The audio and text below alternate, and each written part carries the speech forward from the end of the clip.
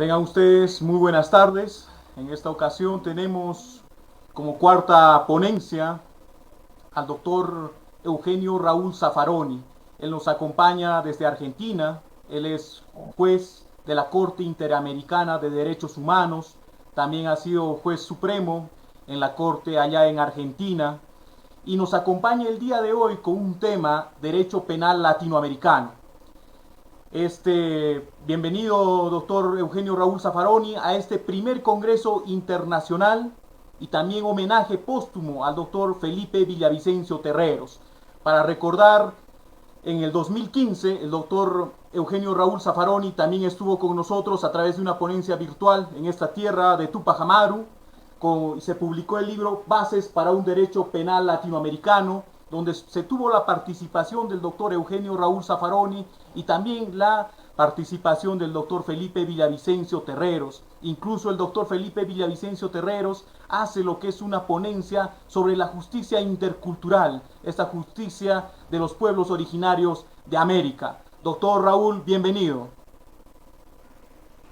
Bueno, muchísimas gracias. Muchas gracias por la invitación, muchas gracias por la ocasión que me brindan de estar esta tarde con ustedes, aunque sea a distancia, estar ahí en la tierra de Tupac Amaru, es decir, en uno de los tantos eslabones, de los más importantes de nuestra lucha anticolonial de 500 años. Y gracias por permitirme participar en un homenaje a la memoria de Felipe Villavicencio. Un gran amigo Felipe de muchos años, justamente sí, me cupo el gusto de participar en la tesis con que obtuvo el grado de doctor en respecto del relativismo cultural y el derecho penal en nuestra Universidad de Buenos Aires. Una pérdida para el derecho penal del Perú y una pérdida para el derecho penal de toda nuestra región. Hablar del derecho penal latinoamericano, bueno, nosotros usamos la palabra derecho penal en sentidos equívocos, a veces no la usamos en el mismo sentido. Entonces muchas veces puede entenderse que queremos hablar de ley penal. La ley penal es obra de políticos y bueno, nuestros códigos penales tienen su historia, es interesante hacer legislación comparada, codificación comparada, etcétera. Pero cuando me refiero ahora al derecho penal latinoamericano, no me estoy refiriendo a la ley, sino a lo que hacemos nosotros. Es decir, a la ciencia jurídico-penal, si se quiere llamarla así, se puede llamar saber jurídico-penal. Después de todo, si algo es ciencia o no es ciencia, en definitiva es una cuestión de poder, de decisión de poder, una decisión de poder académico en ese caso. Cuando algo se quiere descalificar, se dice que nunca algún conocimiento, se dice que no es ciencia, si se lo quiere jerarquizar, se le da el carácter de ciencia. Sea como sea, nosotros tenemos una doctrina penal que se va desarrollando en nuestra región. Esa doctrina penal que vamos elaborando, los penalistas, los teóricos del derecho penal, no la hacemos como un juego lógico, un entretenimiento, un ajedrez jurídico, por más que el ajedrez es importante como deporte. Es decir, no es un LARP por LARP, sino que tiene un objetivo, una finalidad pragmática, práctica. Es decir, creo que todos escribimos o teorizamos el derecho penal pretendiendo de alguna manera que se convierta en jurisprudencia, es decir, que los jueces resuelvan los casos particulares conforme a los sistemas que armamos nosotros en la doctrina jurídico-penal. Y al mismo tiempo también es un instrumento docente, didáctico. En ese sentido también tiene un objetivo pragmático y siempre referido a la justicia penal. ¿Por qué? Porque ese objetivo docente tiende a formar a los futuros operadores de la justicia penal. Por una o por otra vía, nos estamos dirigiendo a quienes hacen sentencias. Y las sentencias son actos de un poder del Estado. Y por ende, como actos de poder del Estado, son actos de gobierno de la polis. Un sistema republicano de gobierno, las tres ramas básicas del gobierno, se reparten el gobierno. Y quien gobierna la polis realiza actos políticos. De modo que cada sentencia, como acto de gobierno de la polis, es un acto político. Lo cual significa que nuestros sistemas dogmáticos, jurídicos, etcétera, son proyectos políticos, técnicos, sí, pero políticos. Y hoy la política, las políticas sectoriales son técnicas. Sin lugar a dudas, una política vial, una política sanitaria, una política educacional, son técnicas. Bueno, lo nuestro también es una política dirigida a un poder del Estado, dirigida al Poder Judicial, dirigida a los operadores de las agencias jurídicas. ¿Y cómo se forma? ¿Cómo se va formando históricamente? ¿Cómo se ha ido gestando nuestra doctrina jurídico-penal en América Latina? Hasta hace, no me voy a referir, no me voy para atrás hasta la colonia, etcétera, ¿no? Vamos a ver cuando empieza a tomar cierto vuelo y cierta unidad la doctrina jurídico-penal latinoamericana. Es decir, partamos de fines del siglo XIX en adelante. Y lo primero que encontramos hasta mediados del siglo pasado, e incluso un poco más de mediados del siglo pasado a veces, porque los resabios quedaron por bastante tiempo, encontramos una doctrina jurídico-penal que se caracteriza por llamarse positivista. Es decir, una doctrina jurídico-penal que provenía de Europa, fundamentalmente nos llega a través de autores italianos, pero no solo a través de autores italianos. Pero el problema es esa doctrina jurídico-penal positivista que sostenía que el delito solo tenía un carácter sintomático, era un síntoma o un signo de peligrosidad, y que el objetivo de la pena era la neutralización de la peligrosidad. Esa doctrina que nace de alguna manera con un reduccionismo biologista, el más taquillero de los autores naturalmente fue Lombroso, pero no era Lombroso solo, estaba Pritchard con su Moral Insanity, la locura moral, estaban los franceses que andaban cerca de alguna manera, aunque se confrontaban con Lombroso, estaban los austríacos también, es decir, Lombroso fue el más famoso, digamos. Pero lo que me interesa no es entrar a los detalles de esto que está superado, sino explicar un poco cuál era el marco ideológico general de esa teoría. Y qué efecto tenía y por qué dominó este positivismo prácticamente todas las cátedras de derecho penal de nuestra región. En mayor o en menor medida, temperado, etcétera. Pero este positivismo peligrosista, ¿qué significaba? En realidad se enmarcaba en una ideología simplista, grosera, armada por un ingeniero de ferrocarriles inglés que se llamó Herbert Spencer.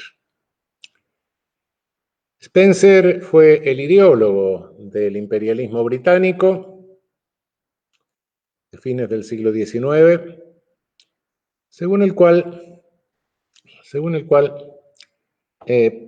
la evolución la evolución biológica de los seres vivos llegaba hasta el ser humano.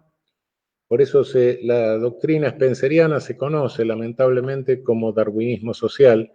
En realidad el pobre Darwin nunca había dicho las barbaridades de Spencer, más bien es un spencerianismo. Y en esta evolución se llegaba a los seres humanos más perfectos, que eran los más desarrollados, que eran los europeos, que por ser más perfectos y más desarrollados podían colonizarnos. Y nosotros éramos inferiores, los colonizados. El propio Lombroso, en L'uomo delincuente, dice que los criminales natos europeos se parecían, tenían características mongoloides o africanoides, es decir, las características de los colonizados.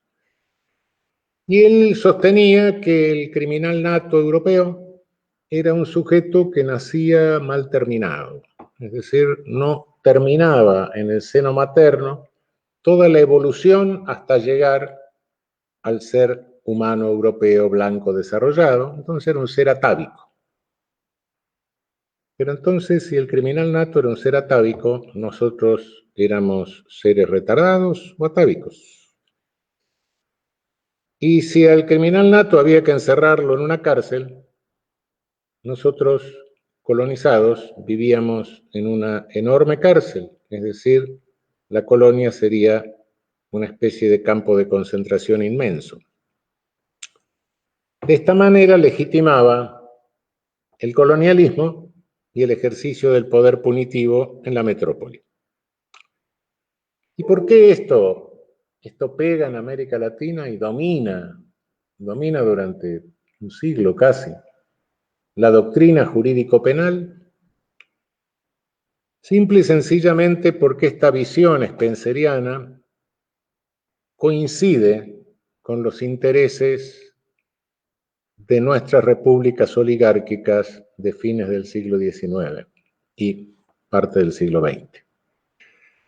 Es decir, nosotros declaramos nuestras independencias, hicimos constituciones liberales copiadas de la Constitución de Estados Unidos, no por servilismo, sino porque era el único modelo republicano que funcionaba en aquel momento, pero nuestras realidades nunca respondieron al deber ser de nuestras constituciones. Porque lejos de ser liberales, nuestras oligarquías fueron realmente spencerianas. Abrazaron inmediatamente la ideología spenceriana, porque era la que les legitimaba su poder. ¿Cómo vamos a dejar a este montón de indios, negros, mestizos, mulatos gobernarse si todavía son inferiores? Nosotros, la minoría iluminada, la minoría visionaria, la minoría que se adelanta civilizatoriamente y se parece al colonizador, esta minoría tiene que gobernar hasta que a los otros se les desarrolle por completo la cabeza. Esta fue la ideología del patriciado de ustedes, del porfiriato mexicano, de los varones del estaño bolivianos, de la oligarquía vacuna argentina, de la República Bella brasileña, de nuestras repúblicas oligárquicas. Es decir, coincide la ideología de nuestro penalismo durante todo ese tiempo, con la ideología de quienes detentaban el poder político y económico en nuestra región. Y en definitiva, esa ideología es una renovación de la demonología, de la vieja demonología. Es decir, se concibe al derecho penal y al poder punitivo como un instrumento de neutralización del peligro que implicaban seres inferiores. En el caso de los demonólogos, los seres inferiores eran las mujeres.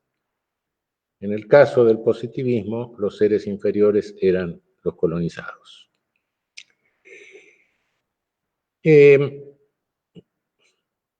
Esta ideología entra en crisis con la Segunda Guerra Mundial. En la Segunda Guerra Mundial entra en crisis el racismo, el reduccionismo biologista, y al mismo tiempo en nuestra región se van produciendo movimientos populares que van debilitando nuestras oligarquías. Es decir, por dos lados la cosa. Hablar de racismo después de la Segunda Guerra Mundial se siguió hablando, pero decíamos, callate, que esto no se debe decir ya. Se sigue pensando hasta hoy, pero se trata de no decirlo. No es porque haya desaparecido el racismo, sino que, bueno, se sabe que es de mal gusto decirlo, se practica. Pero científicamente ya no daba para base, para fundamento. Por otra parte, este positivismo hacía que los médicos fuesen realmente los verdaderos científicos, porque eran los que sabían la etiología del delito. Y entonces los penalistas quedábamos subordinados a ellos, ¿no? Si nosotros tenemos que programar jurídicamente la neutralización del peligro de estos inferiores, quienes nos ilustran sobre quiénes son los inferiores son los médicos. Porque el positivismo era resultado de una alianza de las policías, de las corporaciones policiales con las corporaciones médicas. Así se origina en Europa, ¿no? La corporación médica durante siglos tuvo ganas de manotear la hegemonía del discurso penal, y bueno, con el racismo, con el reduccionismo biologista, lo manotea eso, pero no tenían poder la corporación médica. Y la policía, que iba tomando poder en Europa, policía no existió siempre. Aparece a fines del siglo XVIII, comienzo del XIX, va tomando poder con la concentración urbana europea, los conflictos que trae. Y entonces hay una alianza de unos que tenían poder sin discurso y otros que tenían discurso sin poder, y esta alianza da por resultado el positivismo. Resultado de una alianza de médicos y policías. Y los médicos se convierten en los primeros criminólogos, no los primeros criminólogos, pero creo que los primeros criminólogos fueron los demonólogos de la Inquisición, pero estos se convierten en los primeros criminólogos cuando la criminología toma estatus académico, ya se puede sentar en las universidades. Muchos de los retratos que nosotros tenemos colgados en las paredes de nuestras universidades, con marco dorado renacentista y al óleo, qué sé yo, responden a personas que sostenían este tipo de esta ideología que invade todo el saber jurídico penal de fines del siglo XIX y hasta mediados y pasando mediados del siglo pasado. Llegó un momento en que dijimos, bueno, ya, ¿por qué tenemos que estar subordinados a los médicos? Bueno, ya no se podía sostener el racismo y el reduccionismo biologista para sustentar esto. Nuestras oligarquías ya estaban algo debilitadas. Entonces había que ir a buscar otro fundamento para el derecho penal. Y fuimos a buscarlo a Alemania. Fuimos a buscarlo a Alemania porque entendíamos que era donde estaba más desarrollado, más finamente elaborado el discurso jurídico penal, lo cual era cierto, es cierto. Y desde entonces hasta ahora estamos trayendo teorías jurídico-penal de los alemanes. Primero se trajo a Franz von Liszt, luego llegó el neocantismo fundamentalmente con Edmund Metzger, luego trajimos a Belzec con el finalismo, luego trajimos a Roxin y ahora se importa Jacobs. Estamos importando teorías jurídico-penales. Y las importamos y las estudiamos como grandes novedades importantes, y al retirarlas de la aduana, las vaciamos de contenido político. Le sustraemos el contenido político. Es decir, traemos teorías de un país desarrollado, del hemisferio norte, que tiene un sistema penal bastante respetable. Las traemos a nuestras realidades, a nuestras sociedades estratificadas, sumamente estratificadas, a nuestras sociedades víctimas en este momento de un tardo colonialismo financiero, a sociedades en las cuales tiene una gran vigencia el racismo, todo género de discriminaciones, a sociedades donde tenemos cárceles superpobladas convertidas en verdaderos campos de concentración, y traemos esas teorías. ¿Y por qué digo que las vaciamos de contenido político? Porque no nos damos cuenta de que en su origen tenían y tienen un sentido político. Es decir, importamos estas teorías como si importásemos sucesivas generaciones de algún ingenio tecnológico, o sea, los autos de la Volkswagen. Entonces, bueno, el último modelo es mejor que el modelo anterior, ¿no? Una cosa así. Pero le damos un valor puramente tecnocrático, supera al modelo anterior. Ahora, es en realidad esto así. Es en realidad, permítanme, acompáñenme un rato a Alemania. No es así. No es así, muchacha, muchacho, no es así. En Alemania cada una de estas teorías fue surgiendo en un cierto contexto. En un contexto social, en un contexto político, en un contexto de poder, en un contexto económico, en un momento de la historia de Alemania. Y piensen ustedes que Alemania ha tenido en el último siglo y algo, bueno, una historia política extremadamente dramática, porque ha pasado por los regímenes más insólitos, ¿no? La unificación, el imperio, hacer un Estado único a partir de 1870, Guillermo II, otro momento del imperio, la Primera Guerra Mundial, la caída del imperio, la República de Weimar, el ascenso del nazismo, el nazismo, la Segunda Guerra Mundial, el reparto de Alemania en 4 zonas de ocupación, la reunificación con la República Federal de las 3 zonas de ocupación y la República Democrática con la Unión Soviética por el otro, y finalmente la reunificación alemana. Dramática historia, dramática historia.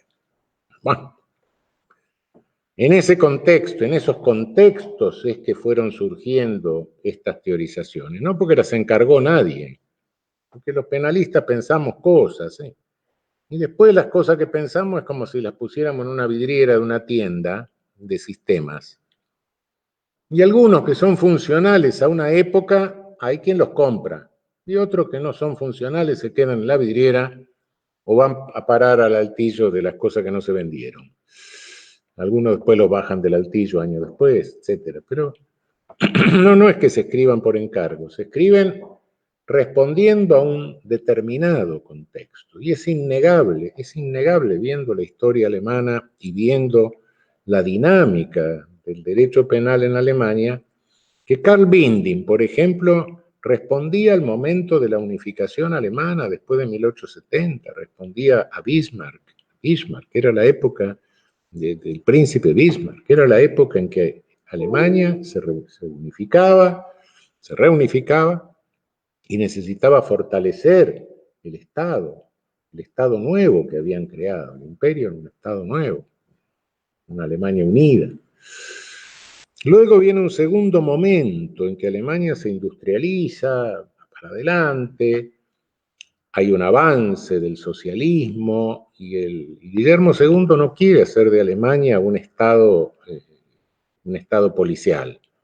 Quiere parar un poco a los socialistas y para eso empieza a hacer concesiones y empieza a meterse en la economía. Hay un momento de intervencionismo económico y de planificación muy importante, una especie keynesianismo antes de Keynes. Y entonces a la corporación policial le opone la corporación judicial como contención. Y ese es el momento de Franz von Liszt, el primero que nos llega a América Latina. ¿Y qué decía Franz von Liszt? Bueno, la criminología era la criminología esa positivista.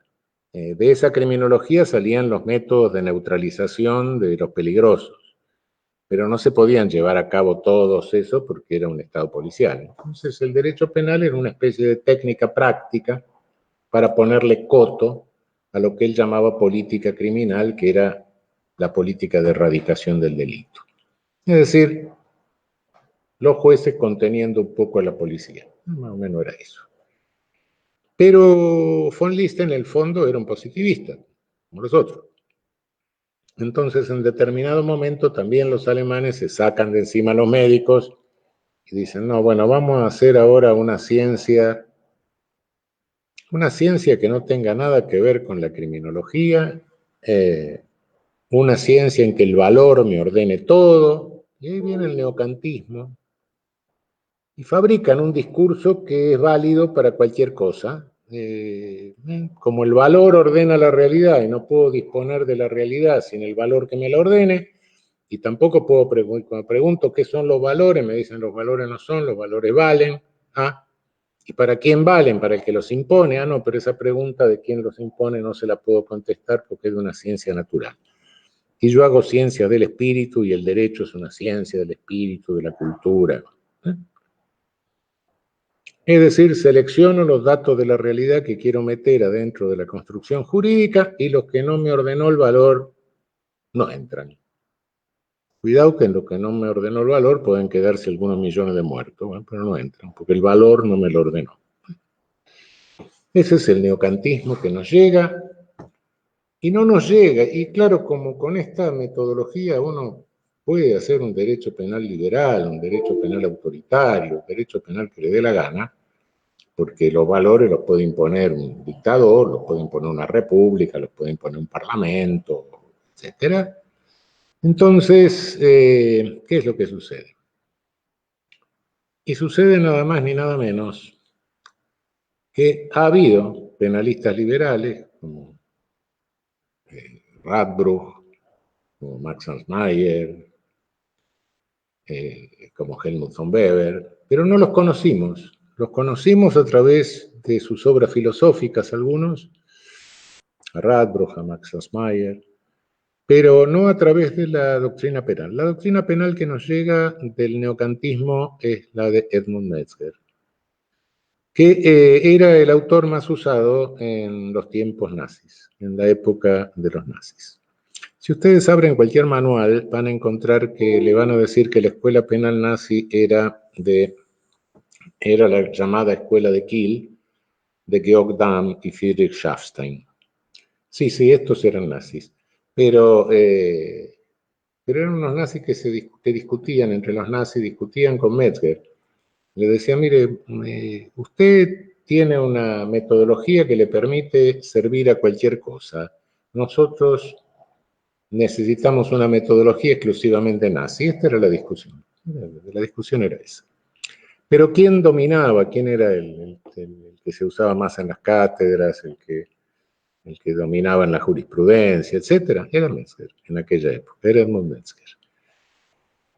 Cunde por nuestra región ese neocantismo que lo vaciamos de contenido político y bueno, Alemania se reunifica, bien, el desastre de la Segunda Guerra, la patripartición en la zona de ocupación inglesa, norteamericana, francesa y soviética, la inglesa, la norteamericana y la francesa, componen la República Federal de Alemania y la soviética, la República Democrática Alemana. En esas condiciones se comienza a reconstruir la República Federal bajo el gobierno de Konrad Adenauer, un gobierno socialdemócrata, y en el momento de la reconstrucción alemana, el penalista de ese momento fue Hans Welzel.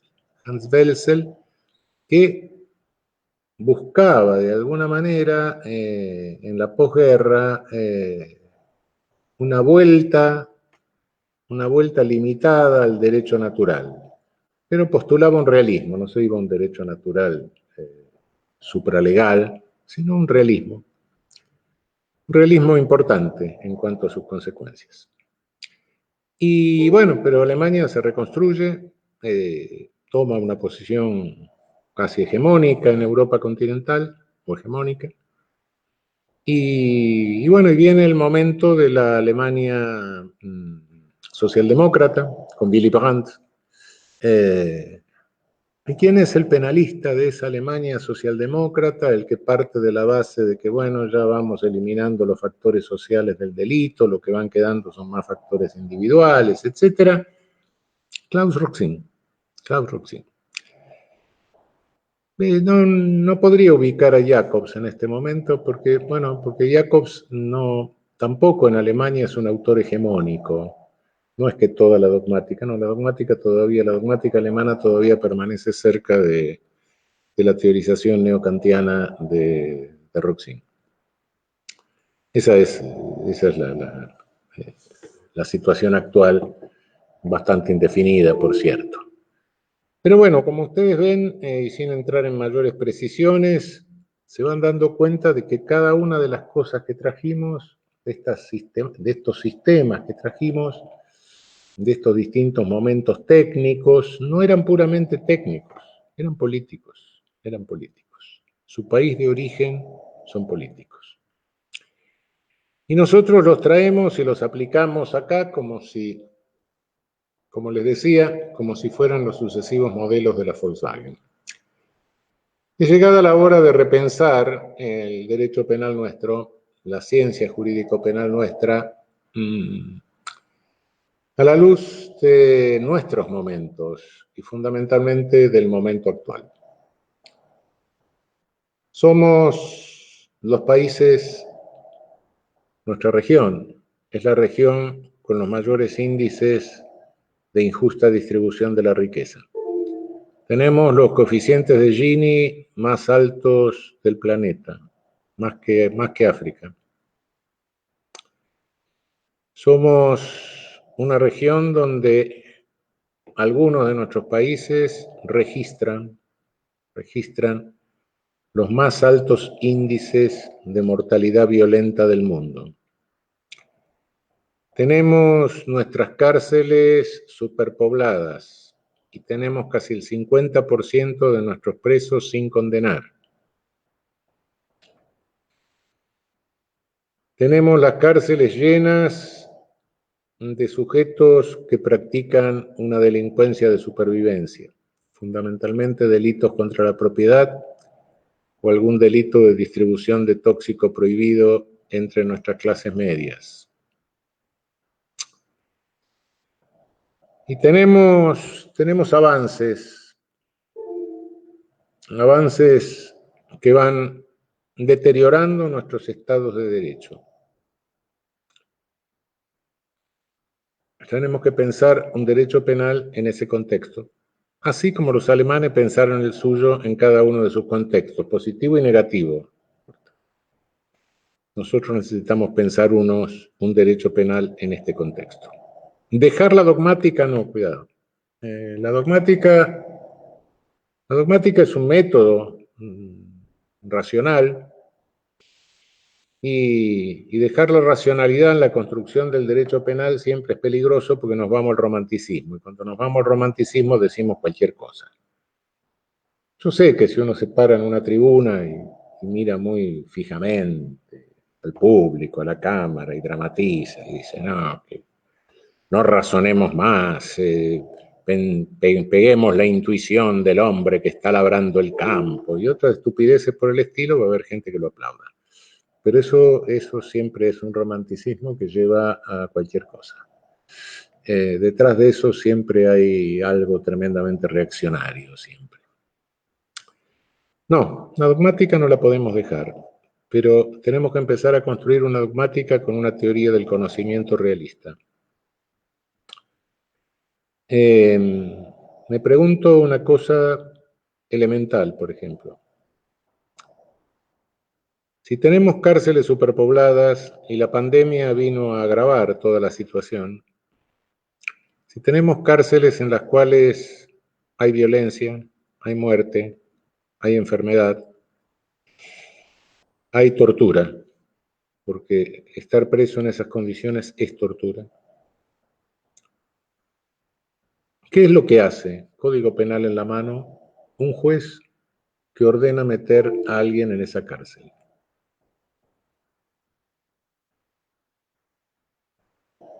No es, y uso teoría de Roxin en la mano, dominio del hecho, etcétera, no es autor mediato de una tortura, o por lo menos de una pena cruel, inhumana e infamante.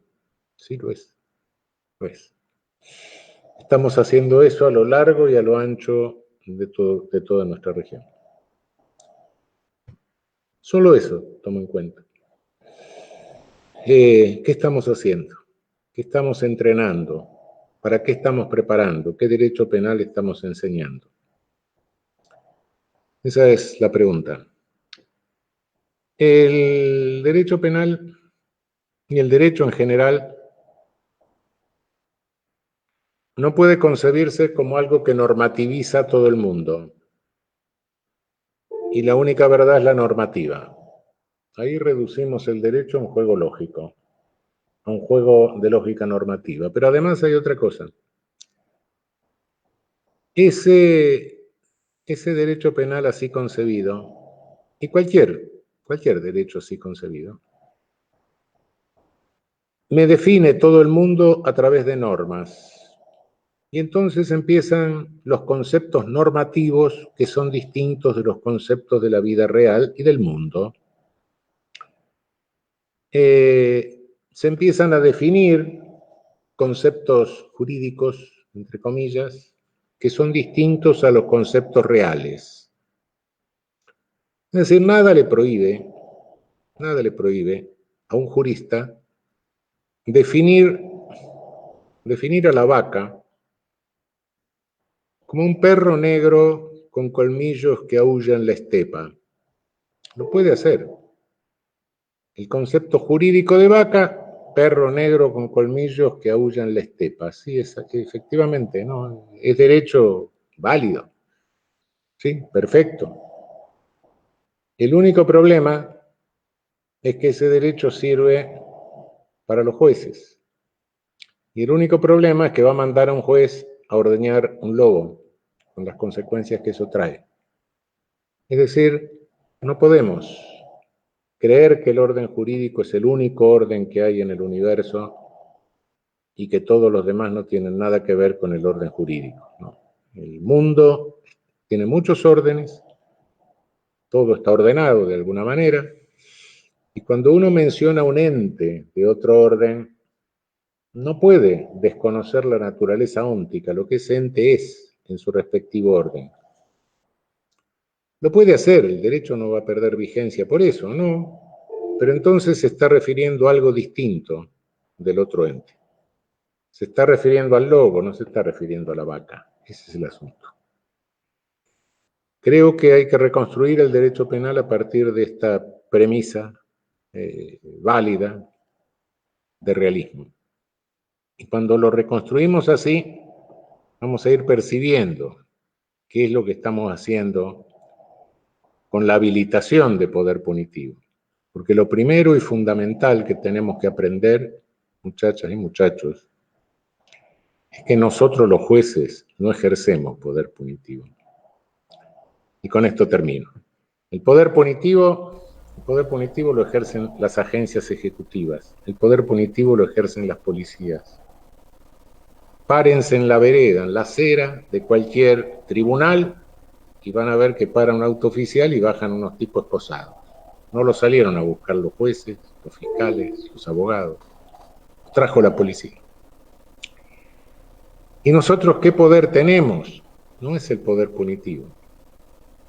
Tenemos el poder de contener el poder punitivo para que no se desborde. Es el poder jurídico de contención. Esa es la función del derecho penal. Tenemos un semáforo. Nos traen a alguien que, bueno, mató al vecino, etcétera. Bueno, luz verde, pasa el poder punitivo. Nos traen un pibe que estaba fumando un cigarro de marihuana en la otra esquina, bueno, no, luz roja que no pase. Nos traen algo que no está muy claro, bueno, luz amarilla, vamos a esperar un rato. Es el semáforo de la circulación del poder punitivo. No es que ejercemos nosotros el poder punitivo. No, el poder punitivo está fuera de nuestras manos. Lo que tiene que estar en nuestras manos es la contención racional del ejercicio del poder punitivo, el poder jurídico de contención, que cuando se debilita o cuando desaparece en un Estado, entonces viene el genocidio, entonces viene la catástrofe, entonces desaparece totalmente el Estado de Derecho. Y esto no es de una vez para siempre, ¿no? Porque no es estático. Siempre en todo Estado de Derecho adentro queda encerrado el Estado de policía, porque en toda sociedad hay algún grupo que quiere ser hegemónico y hacer lo que se le da la gana y someter al resto, de modo que el Estado de Derecho está siempre conteniendo esa pulsión del Estado de policía. Y no hay Estado de Derecho ideal. Todos nuestros Estados de Derecho, en la región y fuera de la región, son más o menos de derecho. ¿Por qué? Porque en definitiva, el Estado de Derecho es una cápsula de contención de las pulsiones de los estados de policía. Y fundamentalmente en esa tarea es lo que podemos hacer nosotros como administradores del poder jurídico de contención del poder punitivo. Cuando fallamos, el poder punitivo revienta. ¿Y qué es un Estado genocida? Y es un Estado con un poder punitivo que carece de control jurídico. Imagínense que desaparecen los tribunales, desaparece todo, jueces, todo. ¿El poder punitivo desaparece? No, el poder punitivo se expande sin límites. Y eso es lo que siempre tenemos que evitar. Bueno, muchísimas gracias. Muchas gracias, estimado profesor. Siempre es un gusto escucharlo. Recibe el saludo de ahí de nuestros suscriptores y también a los que se han inscrito. Le mandan saludos de Bolivia, de Argentina mismo, de Brasil, de Argentina, de Colombia, de España, le envían. Y tenemos algunos también inscritos de Ecuador, doctor, que le mandan un saludo caluroso siempre. Y aparte es un privilegio y un detalle, doctor, en esta conferencia que nos haya sorprendido. En Bolivia se llama la huifala, acá en Perú es la bandera del Tahuantinsuyo y es un gran honor y un homenaje a la ciudad imperial del Cusco que lo está escuchando, doctor. Además, también usted es maestro del doctor Felipe Villavicencio Terreros y es un gusto y constituye su ponencia el mejor homenaje en este primer Congreso Internacional, doctor. Un fuerte abrazo de la ciudad imperial del Cusco, estimado doctor. Gracias por su ponencia. No, gracias a ustedes. Nos vemos. Hasta pronto, doctor. Hasta pronto.